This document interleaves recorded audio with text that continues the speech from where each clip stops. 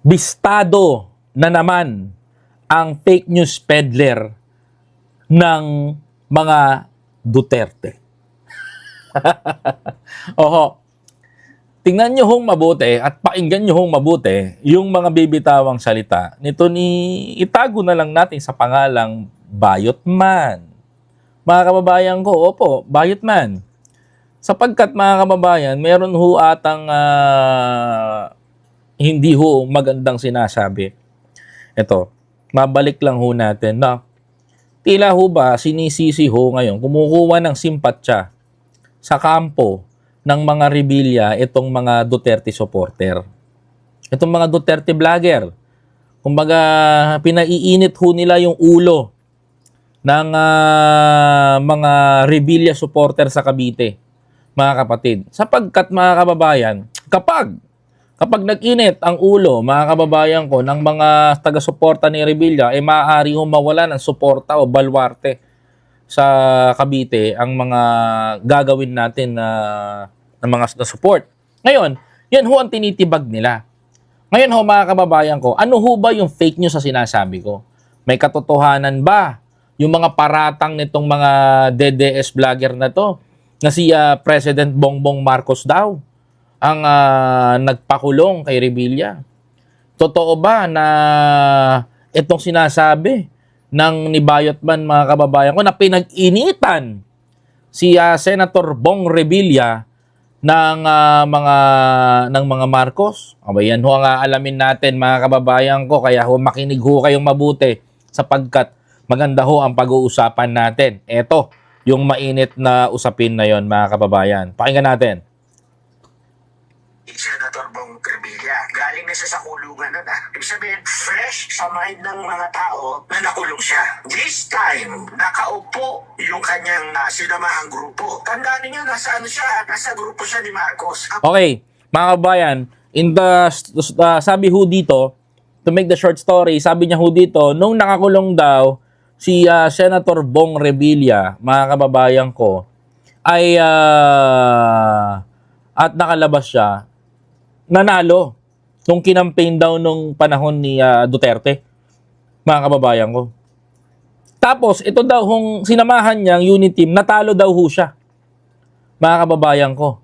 Ano ho ba yung pinalalabas ho dito ni Bayot Man, mga kapatid? Pakinggan niyo ho. Problema lang no, nakakapikpik na sila. Nalaman kasi nila, ang galit sa kanila dahil hindi pumirma yung tatlong kamag-anak ni Senator Bong Revilla, na congressman, hindi pumirma sa impeachment ni VP Sara Duterte. Ngayon, mga kababayan ko, hindi daw nanalo itong si Senator Bong Revilla dahil hindi daw ho pumirma sa impeachment complaint ni Sara Duterte. Alam nyo, ito ho si Bayot Man, mga kababayan ko. Napakalupit hong gumawa ng kwento nito kung mapapakinggan nyo, no?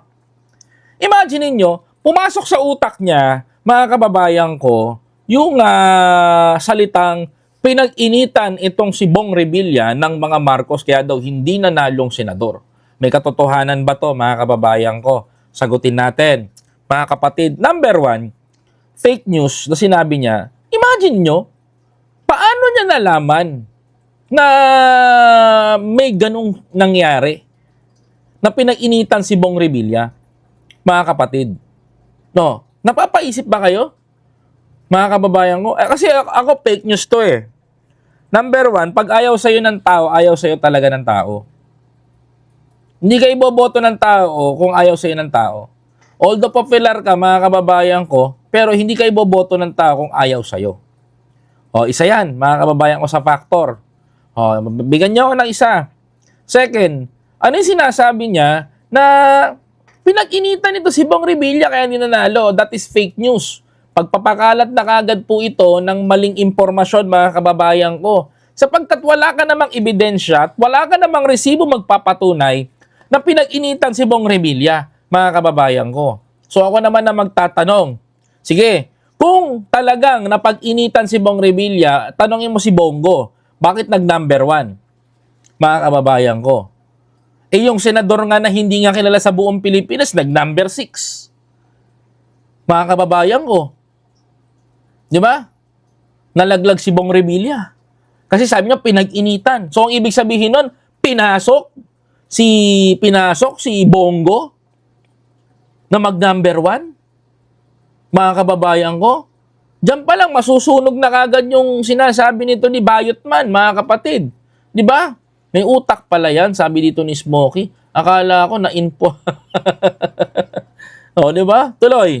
Patagdag, in-endorse pa siya ng iglesia nung time na yun. Ito, 2025 yan ha. Kung titingnan nyo, paano siya natalo? Yung nang galing siya sa kulungan, nanalo pa siya. Ito, sa administration slate siya, natalo siya. Alam? Kasi kine-question niya ngayon, nung nanggaling daw sa kulungan si Bong Revilla, nanalo, ito daw nasa administration slate daw, hindi daw nanalo si Bong Revilla. Ganito kasi yan, mga kababayan ko. Kung ayaw talaga sa'yo ng tao, ayaw sa'yo. Kung gusto ka talaga ng tao, gusto ka ng tao. Second, mga kababayan ko, bigyan natin ng mukha to. Alam mo, sa totoo lang, yung unity team ni Pangulong Bongbong Marcos, mga kapatid, ay tila po ba binenta ng mga nag-organize. Kung ako ho tatanungin nyo, here is my analysis, bakit natalo ang administration slate ni Pangulong Bongbong Marcos?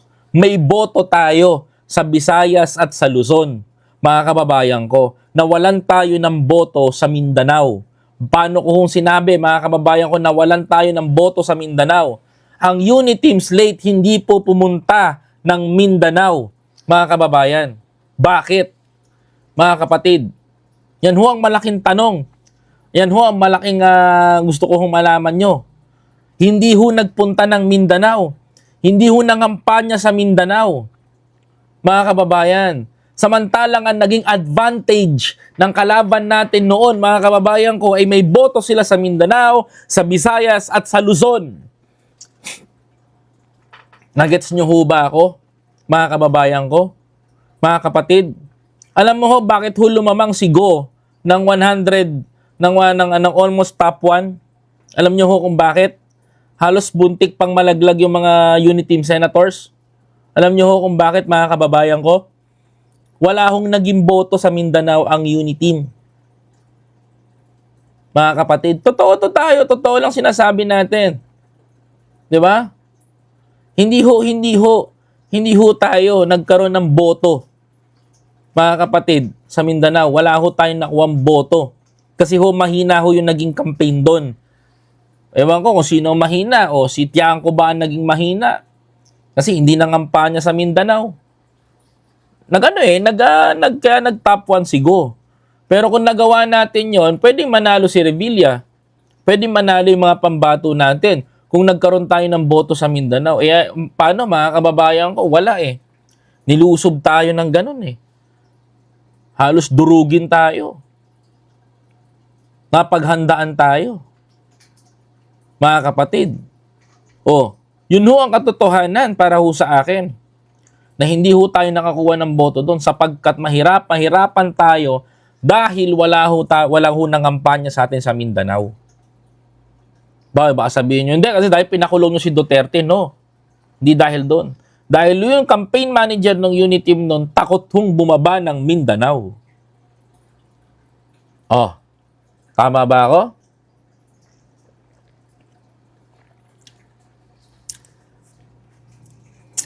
Tandaan nyo ho to. Hindi ho kaya ho malakas ang loob ng mga yan lumaban dahil meron ho silang hawak ng boto ng Mindanao. Yun ho ang katotohanan nun, mga kababayan ko. Kaya wag mong paniniwalaan yung fake news ho nito. Kung bakit? Nilaglag talaga siya totally. Nilaglag siya dahil yung mga anak niya, kamag-anak niya na congressman ay hindi pumirma sa impeachment ni Inday Sara. There is no connection between pirma ng mga kamag-anak ni Revilla. Wala hong ganun, mga kababayan. Di sana hindi na ho sinama sa unity team si Revilla kung galit ho sa kanya ang administrasyon, mga kababayan. Ang problema ho lang dito sa fake news peddler na to, mga kababayan ko, na nagkakalat ho ng fake news, kung titingnan nyo ho, masyado nyo hong pinipinpoint si Marcos na pinag-initan si Revilla para naman pag napakinggan nung mga taga-suporta ni Revilla, tumatak sa utak nila, mga kababayan ko, na ay, ito si itong si ganito ang nagpahamak dyan, si Bongbong na naman ang sisisihin. That is That is a simplest way na yan yung pinakamadaling paraan upang ma-brainwash ng kalaban, mapaniwala mo at makuha mo yung goal na magalit doon sa nakaupong administrasyon. Ngayon, mga kababayan ko, tuloy natin. That's the only logical reason why nilaglag siya. Wala eh. Lahat ng aspekto. Logical reason bakit nilaglag siya. Alam mo, hindi to nag-iisip, no? Sabi niya nga, that is the only way na logical reason. Bakit? Nangampanya ba ang UNITIM sa Mindanao? Ha? Nangampanya ba? Sabi mo, that is the only way, logical reason. Logical reason na ano? Magpipinpoint ka doon sa tao na wala namang kinalaman. Bakit? Si Bongbong Marcos lang ba ang gumagawa ng boto? Si Bongbong Marcos lang ba ang boboto sa bansa natin? Tanga niya ang putya. Na mga kababayan ko, laki daw ng ulo mo ko'y dahil may utak kang nagagamit kumpara mo sa bayot ba? Mo, sabi niya, that is the only way, logical reason. No? Ang sisihin mo si Marcos sa pagkakatalo ni Revilla? Ang sisihin mo si Marcos sa pagkakakulong ni Revilla? Bakit?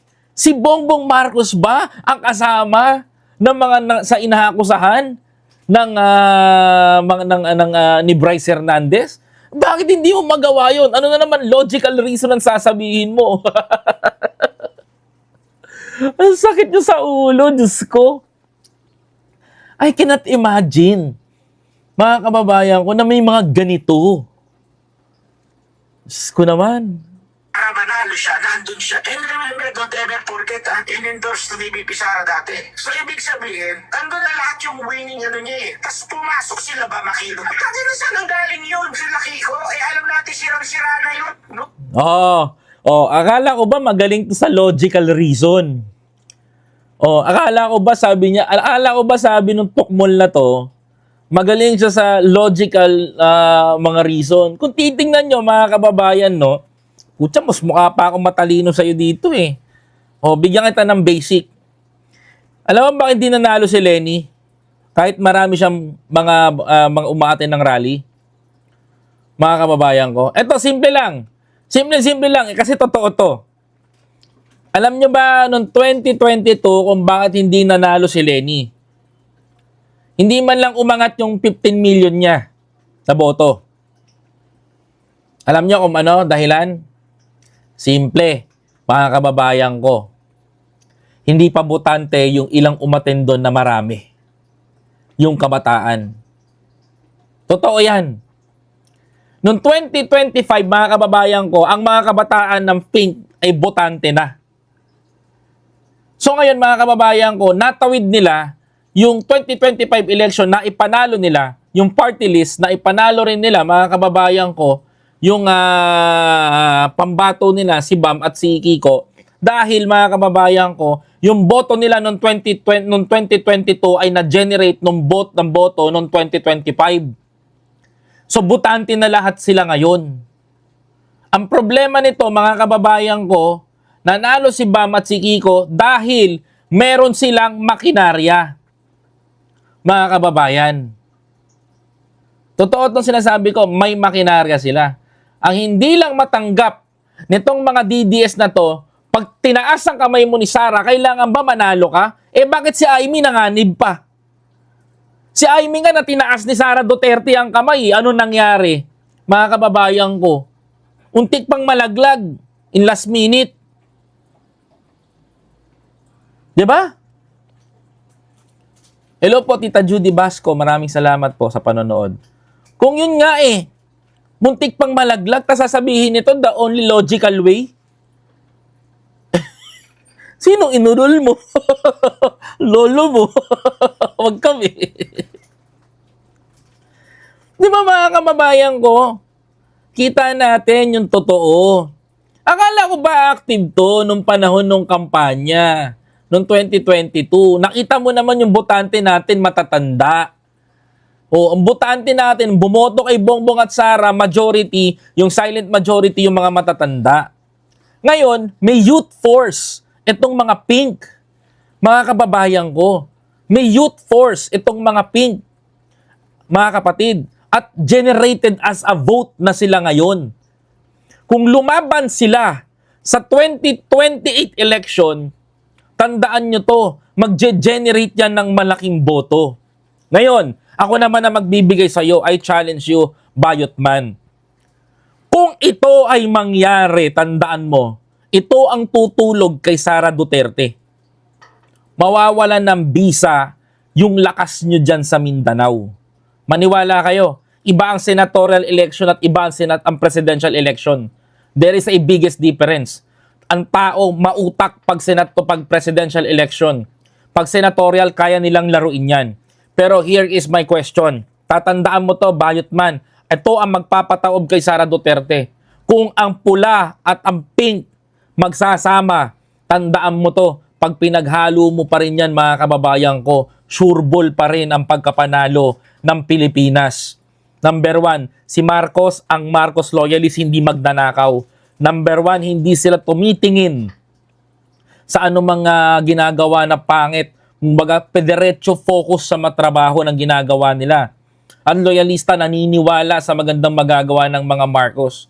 Ang pink, mga kababayan ko, for good governance. Except Leni Robredo.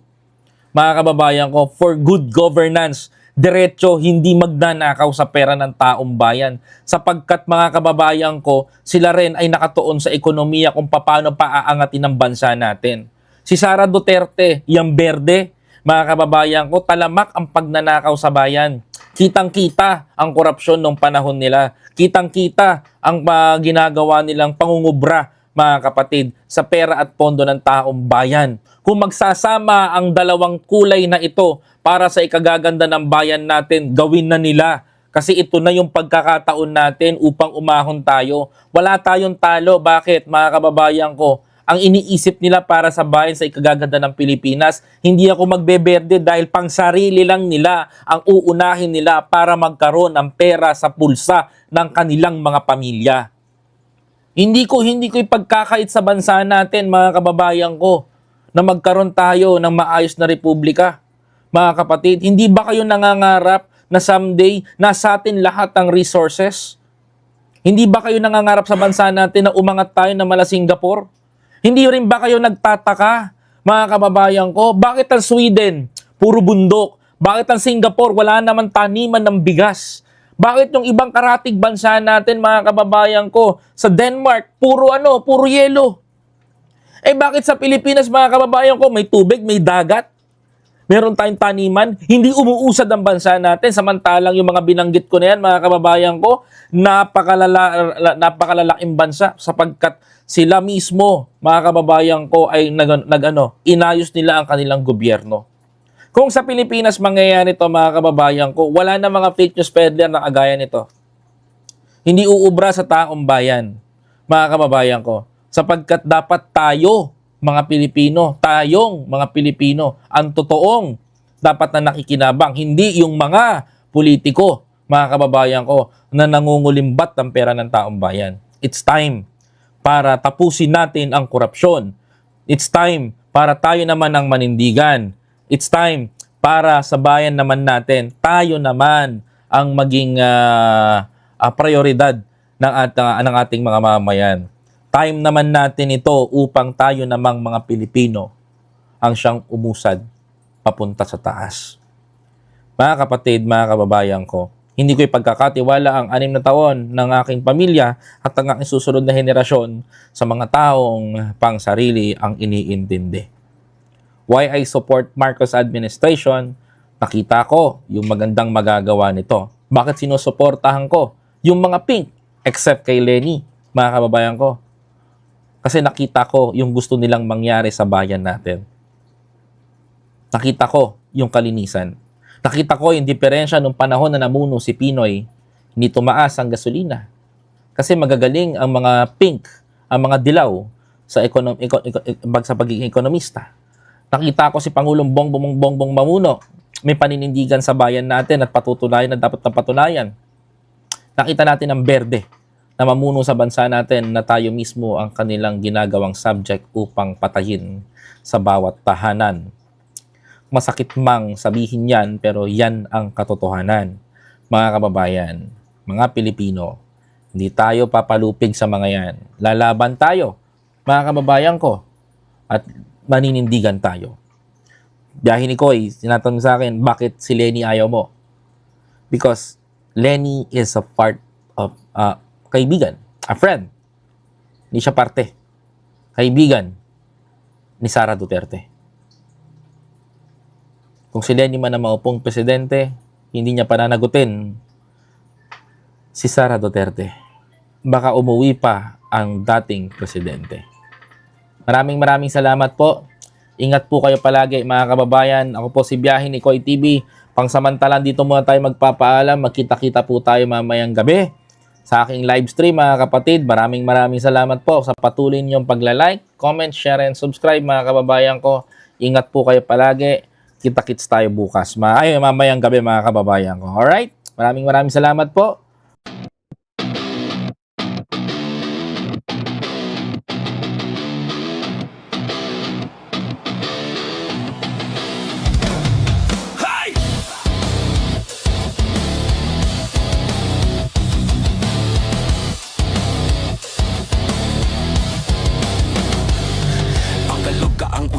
Hindi na uubra, mga pekeng balita agad mabubura. Mga troll farm, malamang susuko na. Dahil kami ang bebenga, humanda ka na. Mga makachina, benga, benga. Mga fake news, benga, benga. Salbahing dedes, benga, benga.